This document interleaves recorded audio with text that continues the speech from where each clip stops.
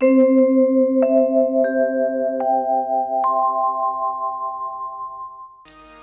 आजकल जो यज्ञ होता है, स्वाहा स्वाहा, ये यज्ञ नहीं है, इसको होम कहा गया है। यज्ञ की परिभाषा बड़ी विलक्षण है। तिष्ठद होमः बखटकारासु यज्ञ। जहां पर बखटकार की आहुति होती है उसको यज्ञ कहा जाता है। और यज्ञ जो हैं वेदों में जो बताए गए हैं, उन यज्ञों को करने का वही प्राणी अधिकारी है जो सदगृहस्थ हो और अपनी वैवाहिक अग्नि को अपने घर में प्रतिष्ठित किया हो और उसी अग्नि में सायंकाल प्रातःकाल दोनों समय यज्ञ करता हो। ऐसा गृहस्थ ही यज्ञ करने का अधिकारी होता है और उसी अग्नि में वो यज्ञ करने का अधिकारी, दूसरी अग्नि में भी नहीं। अब आप सोचो ऐसे अधिकारी कितने हैं, लेकिन ये मत समझना कि ये पृथ्वी वीरों से खाली है। धर्म का समूल नाश कभी नहीं होता है, धर्म का केवल ह्रास होता है, नाश नहीं होता। इसीलिए गीता में भगवान ने कहा, यदा यदा ही धर्मस्य ग्लानिर्भवति। धर्म घटता है, समाप्त नहीं होता। ये सनातन धर्म है। सनातन का मतलब जो अनादिकाल से अनंत काल तक रहेगा, ये कभी समाप्त नहीं होगा। हाँ, ये जरूर है कि समय के प्रभाव से सीमित हो जाएगा और फिर समय आएगा तो फिर ये विस्तृत हो जाएगा। लेकिन आज भी ऐसे लोग विद्यमान हैं जिनके घर में वो पवित्र अग्नि आज भी विद्यमान है और वे लोग अपने कर्म की निष्ठा में लगे हुए हैं। लेकिन कम लोग हैं। पूरे भारतवर्ष में अगर खोजा जाए तो ज्यादा से ज्यादा 40-50 लोग से ज्यादा नहीं मिलेंगे। आपके नेपाल में भी एक थे, आज से 20 साल पहले काठमांडू में तीर्थम राजाचार्य जी नाम के एक ब्राह्मण थे। वो पवित्र अग्निहोत्री थे और अपने अग्निहोत्र की अग्नि में वो नित्य प्रति होम करते थे। और उन्होंने सोम यज्ञ किया था सन 1994 में। उस यज्ञ में मैं भी आया था अपने गुरुदेव भगवान के साथ में, उस यज्ञ को देखने के लिए। काठमांडू में गौशाला मोहल्ले में बागमती नदी के तट पर वो यज्ञ हुआ था। बड़े बड़े भारत के विद्वान उसमें आए थे। तो अब तो वो नहीं रहे, तीर्थम राजाचार्य जी, उनका शरीर छूट गया। तो कहने का भाव कि उन कर्मों का, वैदिक यज्ञों का अधिकारी सब नहीं होता। जो व्यक्ति अपने घर में पवित्र अग्नि स्थापित करके उसमें नित्य होम करता है, उसी को उन वैदिक कर्मों का अधिकार है। तो आज कर्म की वैसी निष्ठा नहीं है और ऐसे कर्म के अधिकारी लोग नहीं हैं। तो वेद मार्ग के द्वारा, वैदिक क्रियाकलाप के द्वारा, कर्मों के द्वारा जीव का पूर्ण कल्याण संभव नहीं हो पाता। ऐसी स्थिति में भगवान की लीलाओं का वर्णन, बोले व्यक्ति इतना व्यस्त है कि भगवान की लीलाओं को सुनना, चिंतन करना, यह भी व्यक्ति के लिए संभव नहीं है। तो कलयुग में, बोले कलयुग में एकमात्र भगवान का नाम ही आश्रय है। इस कलिकाल में भगवान के नाम का कीर्तन, भगवान के नाम का उच्चारण, यही जीव के कल्याण का सर्वोत्तम, सुलभ और सुंदर साधन है, जो हर व्यक्ति कर सकता है। चाहे पापी हो, चाहे अधर्मी हो, चाहे अशुद्ध हो, चाहे शुद्ध हो, स्त्री हो, पुरुष हो, बालक हो, ब्राह्मण हो, शूद्र हो, कोई भी व्यक्ति हो, हर व्यक्ति भगवान के नाम का उच्चारण करके आत्म कल्याण कर सकता है। सबको भगवान के नाम के जप का अधिकार है। तो कलयुग में भगवान नाम रूप से विद्यमान हैं। इसीलिए यहां पर कहा गया कि इदानीम कृष्णताम गतः। गर्ग जी कहते हैं अब कलयुग आने वाला है, क्योंकि भगवान के अवतार लेने के 120 वर्ष बाद ही तो कलयुग आया। जिस दिन भगवान ने अपनी लीला का संवरण किया, भगवान कृष्ण ने अपनी लीला को जिस दिन पूर्ण किया और भगवान स्वधाम पधारे, उसी दिन कलयुग आया। सूत जी महाराज कहते हैं कि यदा मुकुंदो भगवान क्षमाम त्यक्त्वा स्वपदं गतः। जिस दिन भगवान मुकुंद अपनी लीला को पूर्ण करके स्वपदम गतः अपने धाम गए, तद्दिनात् कलिरायातः, उसी दिन कलयुग आ गया। इसीलिए गर्गाचार्य जी महाराज कहते हैं कि कलयुग में इनका नाम ही प्राणियों का कल्याण करने वाला होगा, और कलयुग में भगवान नाम रूप से विद्यमान रहते हैं। ये भगवान का जो नाम है ना, ये नाम ही भगवान है। नाम को कभी भगवान से अलग नहीं समझना। भगवान का नाम है, ये तो व्यवहार में हम लोग कहते हैं समझाने के लिए और समझने के लिए, लेकिन भगवान और भगवान का नाम दोनों एक ही तत्व है, तत्व में कोई अंतर नहीं। भगवान के अतिरिक्त जड़ और चेतन जितने पदार्थ हैं, उन पदार्थों में नाम और नामी में अंतर होता है। हमारा जो नाम होता है वो हम नहीं होते, और जो हम होते हैं वो हमारा नाम नहीं होता। कोई वस्तु जो होती, वस्तु का नाम अलग होता, वस्तु अलग होती, लेकिन भगवान ही एक ऐसे तत्व हैं कि भगवान, भगवान का नाम दोनों एक ही तत्व है। और केवल नाम ही नहीं, भगवान का रूप और भगवान का धाम, भगवान की लीला और भगवान का नाम, ये चारों कहने के लिए चार हैं, लेकिन तत्वतः एक ही है। रामस्य नाम रूपम च लीलाधाम परात्परम, एतच्चतुष्टयम नित्यम सच्चिदानंद विग्रहम। भगवान का नाम, भगवान का रूप, भगवान की लीला, भगवान का धाम, ये चारों सच्चिदानंद स्वरूप हैं। तो कलयुग में भगवान नाम रूप से हैं। राम कृष्ण, ये भगवान का नाम जो है ना, यही भगवान है। और यही अनुभव करना कि ये भगवान हमको मिल गए। गुरु ने नाम दान किया, गुरु ने मंत्र दीक्षा दी, भगवान का नाम दिया, बोले भगवान मिल गए, अब उन्हीं का जप करते रहो, वही भगवान है। किस प्रकार से? गोस्वामी तुलसीदास जी कहते हैं कि जीह जसोमति हरिहल धरसो। जैसे यशोदा मैया भगवान हरि को, कन्हैया को पालना में डाल करके झुलाती है, उसी प्रकार भगवान के नाम को अपनी जीभ रूपी पालने पर रख करके धीरे धीरे झुलाते रहो। जीह जसोमति, मानो ये जीभ ही जसोदा है और भगवान का नाम ही कृष्ण है। और जिस प्रकार मैया यशोदा लाला को पालने में घाल करके झुलाती है, उसी प्रकार धीरे धीरे मधुर मधुर नाम सीताराम सीताराम। मधुर मधुर नाम सीताराम सीताराम, मधुर मधुर नाम सीताराम सीताराम, मधुर मधुर नाम सीताराम सीताराम, मधुर मधुर नाम सीताराम सीताराम, मधुर मधुर नाम सीताराम सीताराम, मधुर मधुर नाम सीताराम सीताराम, मधुर मधुर नाम सीताराम सीताराम, मधुर मधुर नाम सीताराम सीताराम, मधुर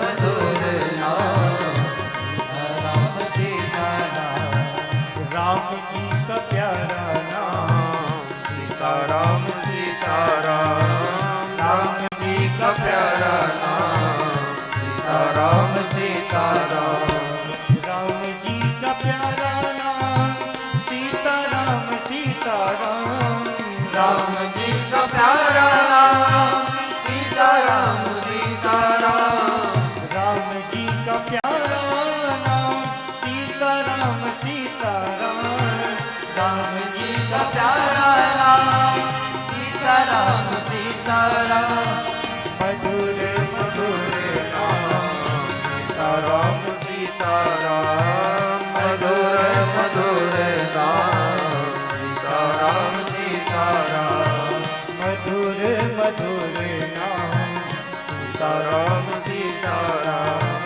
मधुर मधुर नाम सीताराम सीताराम।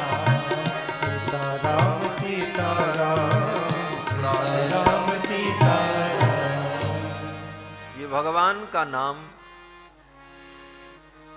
भगवान ही, और भगवान के नाम को जिह्वा रूपी पालने में घाल करके धीरे धीरे मधुर मधुर झुलाते रहो।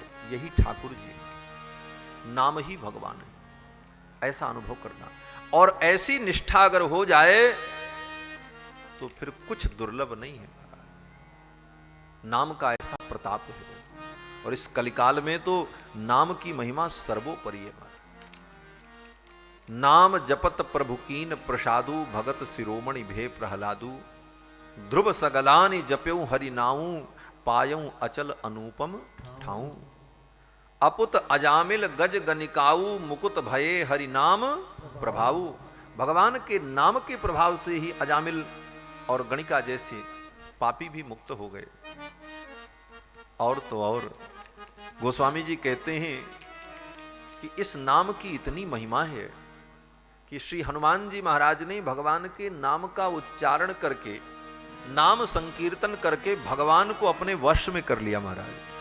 सुमिर पवन सुत पावन नामो, सुमिर पवन सुत पावन नामो। अपने बस करि राखे रामो, अपने बस करि राखे रामो, अपनी बस करि राखे रामो, अपनी बस करि राखे रामो। भगवान के नाम का ही सुमिरन करके हनुमान जी ने भगवान को अपने वश में कर लिया। और इतना कहते हुए गोस्वामी जी कहते हैं कि कहूं कहां लगी नाम बड़ाई। भगवान के नाम की मैं कितनी बड़ाई करूं। अरे ये नाम जिसका है वो भगवान भी इसकी बड़ाई नहीं बता सकते। कहूं कहां लगी नाम बड़ाई, नाम न सकई नाम गुण गाई। कहूं कहां लगी नाम बड़ाई, नाम न सकई नाम गुण गाई। कहूं कहां लगी। गोस्वामी तुलसीदास जी कहते हैं कि कहूं कहां लगी नाम बड़ाई। नाम की कितनी बड़ाई करें। अगर कोई भगवान से पूछे कि प्रभु आपके नाम की क्या महिमा है, तो भगवान भी कहेंगे मैं नहीं बता सकता इसकी कितनी महिमा है। भगवान को भी नहीं पता है कितनी महिमा है इस नाम की। बोले ऐसा कैसे हो सकता है? अरे भगवान तो सर्वज्ञ है ना। यह सर्वज्ञ सर्ववित्, वेद कहता है कि यह सर्वज्ञ सर्ववित् परास्य शक्तिर विविधैव श्रूयते स्वाभाविकी ज्ञान बल क्रिया च। भगवान सर्वज्ञ हैं, तो सर्वज्ञ का मतलब जो सब कुछ जाने वो सर्वज्ञ।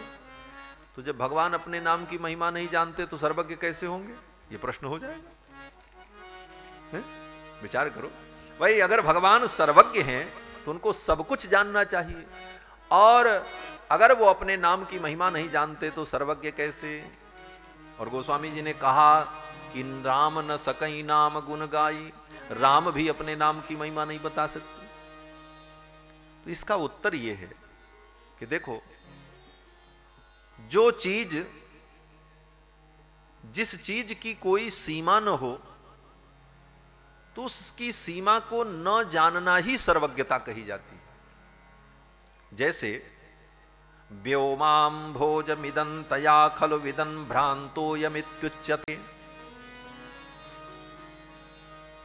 आकाश पुष्प एक कल्पित पदार्थ होता है। आकाश पुष्प, आकाश कमल कल्पित पदार्थ है। आकाश में कमल होता ही नहीं। जैसे खरगोश की सींग समझो। अब कोई व्यक्ति कहे तुम खरगोश की सींग को जानते हो, तो सामने वाला बहुत बुद्धिमान बनने के चक्कर में अगर कह दे हाँ हाँ हमने देखा है, तो लोग क्या कहेंगे? ये तो कहेंगे मूर्ख आदमी, जो चीज होती नहीं उसको जानने का क्या मतलब है। उसी प्रकार से भगवान के नाम की महिमा का जब अंत है ही नहीं, भगवान की नाम की महिमा का कोई अंत नहीं, वो अनंत है, तो उस अनंत की महिमा को न जानना ही अनंतता है। इसलिए भगवान भी उसकी महिमा का वर्णन नहीं कर सकते। ये तात्पर्य है। व्योमाम भोजमिदंतया खलु विदन भ्रांतो यमित्युच्यते। अगर कोई कह दे कि आकाश कमल को मैंने देखा है, खरगोश की सींग को हमने देखा है, बोले लोग कहेंगे भ्रांत है, इसकी बुद्धि खराब हो गई। जो चीज अनंत है, जिसका अंत नहीं मिल सकता, तो उसके अंत को न पाना ही सर्वज्ञता है। तो भगवान का ज्ञान अनंत है और भगवान का नाम जो है वो भी अनंत है, भगवान के नाम की महिमा भी अनंत है। तो भगवान अपने नाम की अनंत महिमा का अंत स्वयं न पावे, यही उसकी महत्ता है और यही उसकी विशेषता है। बंधुओं, इस कलिकाल में भगवान का नाम ही सर्वोपरि साधन है। इसलिए जैसे भी भगवान के नाम का जप करते रहो। राम ही सुमिरिय गाई राम ही संतत सुनिय राम गुण राम। और राम के नाम के प्रति, भगवान के नाम के प्रति निष्ठा कैसी हो? हमारे गोस्वामी तुलसीदास जी कहते हैं, जैसे चातक की निष्ठा होती है। चातक स्वाति के बूंद के अतिरिक्त किसी दूसरे पानी का आश्रय नहीं लेता। प्यासा रह जाएगा लेकिन दूसरा पानी नहीं पिएगा, पिएगा तो स्वाति की बूंद को ही पिएगा। उसी प्रकार भगवान के नाम को छोड़ करके और किसी साधन में भरोसा मत करो। भगवान का नाम ही उद्धार करेगा, यह दृढ़ विश्वास हो। और उदाहरण देते हुए कहते हैं कि राम राम जपु राम राम रटु, राम राम रमु जीहा, और राम नाम नवनेह मेघ को मन हठ हो पपीहा। तुलसीदास जी कहते हैं कि हे मन, तू राम नाम रूपी मेघ के लिए पपीहा बन जा। जैसे चातक स्वाति के बूंद की ही आशा करता है, उसी प्रकार भगवान के नाम की ही आशा करो। क्यों? बोले पपीहा की अनन्य भक्ति कैसी होती है? तो गोस्वामी जी वर्णन करते हैं कि कोई पपीहा आकाश में उड़ रहा था, नीचे गंगा जी बह रही थी। बधिक ने बाण से मार दिया, शिकारी ने बाण मारा। अब पपीहा को बाण जब लगा तो वो गिरने लगा गंगा में। तो पपीहा ने सोचा कि अब तो मैं मर जाऊंगा, लेकिन अगर मेरी चोंच नीचे हो गई गिरते समय, तो कहीं गंगा जल मेरे मुंह में चला गया तो मेरा तो व्रत खत्म हो जाएगा, मैं तो स्वाति का बूंद पीने वाला हूं। ऐसी निष्ठा लगाई। बध्यो बधिक पर्यो पुण्य जल, बधिक ने मारा और पुण्य जल माने गंगा जल। बध्यो बधिक पड़्यो पुण्य जल, उलटी उठाई चोंच, तुरंत उसने अपनी चोंच को ऊपर कर दिया। उलटी उठाई चोंच, तुलसी चातक प्रेम पट मरतहु लगी न खोच। मरते समय भी उस चातक ने अपने प्रेम में, अपनी निष्ठा में आंच नहीं आने दी, प्रेम की चादर में खोंच नहीं लगने दी। उसने अपनी चोंच को ऊपर उठा दिया और बिना पानी पिए मर गया। भरोसा केवल स्वाति के बूंद का उसने किया। मरते मरते उस चातक ने अपने बच्चों से क्या कहा? चातक ने कहा, अरे बच्चों, अब तो मैं मर रहा हूं, लेकिन मर जाने के बाद मेरा तर्पण मत करना, मेरा श्राद्ध मत करना। बोले क्यों? बोले जब तक स्वाति की बूंद पृथ्वी पर न गिरे तब तक मेरा तर्पण भी मत करना। अगर मेरा तर्पण और श्राद्ध भी करना तो स्वाति के जल से करना। तात न तर्पण कीजिए बिना बार इधर धार, जब तक स्वाति की धारा पृथ्वी पर ना आवे तब तक मेरा तर्पण भी मत करना। ऐसी अनन्य निष्ठा भगवान के नाम में हो। जैसे चातक की अनन्य निष्ठा स्वाति के बूंद में होती है, उसी प्रकार अनन्य निष्ठा भगवान के नाम में हो। भगवान के नाम के अतिरिक्त किसी का भरोसा नहीं। ये कलयुग का आधार है, यही कलयुग की सबसे बड़ी भक्ति में। इस कलयुग में भक्ति का यही मार्ग है कि भगवान के नाम में हमारी दृढ़ श्रद्धा हो जाए। लेकिन नाम में हमारी निष्ठा नहीं हो पाती। दुर्भाग्य है कि जिह्वा अपने वश में है, और भगवान का नाम लेने में कोई पैसा भी नहीं खर्चा होना है, और भगवान का नाम लेने के लिए किसी को कुछ दक्षिणा देने की और विधि करने की भी जरूरत नहीं है। नो दीक्षा न च दक्षिणा न च पुरश्चर्या मनागीक्षते। भगवान के नामोच्चारण के लिए न किसी से दीक्षा लेने की जरूरत है, न किसी को दक्षिणा देने की जरूरत है। और जिह्वाच वशवर्तिनी, जिह्वा अपने वश में है, पैसा लगना नहीं। फिर भी दुर्भाग्य प्राणी का कि भगवान का नाम नहीं ले सकता। 12 घंटे बैठ करके गप्प करेगा, लेकिन अगर भगवान का नाम लेने को कह दो तो भगवान का नाम नहीं निकलता। ये दुर्भाग्य है। ऐसा सरल और सुगम साधन होते हुए और इस नाम से कितने तर गए महाराज। जवन हराम राम कही तरिगे, तरिगे सदन कसाई। पुराणों में कथा है, एक कोई यवन था, मलेच्छ। वो गया शौच करने के लिए खेत में, और खेत में शौच करने बैठा, तब तक पीछे से एक सूअर आया और सूअर ने उसको मारा। तो मलेच्छों के लिए तो सूअर हराम होता। उसने कहा हराम जादे ने हमें मारा, और हराम ज्यादा वो कहना चाहता था, तब तक उसका प्राण निकल गया। हराम कहा, उसमें राम शब्द आ गया और उसे मुक्ति की प्राप्ति हो गई।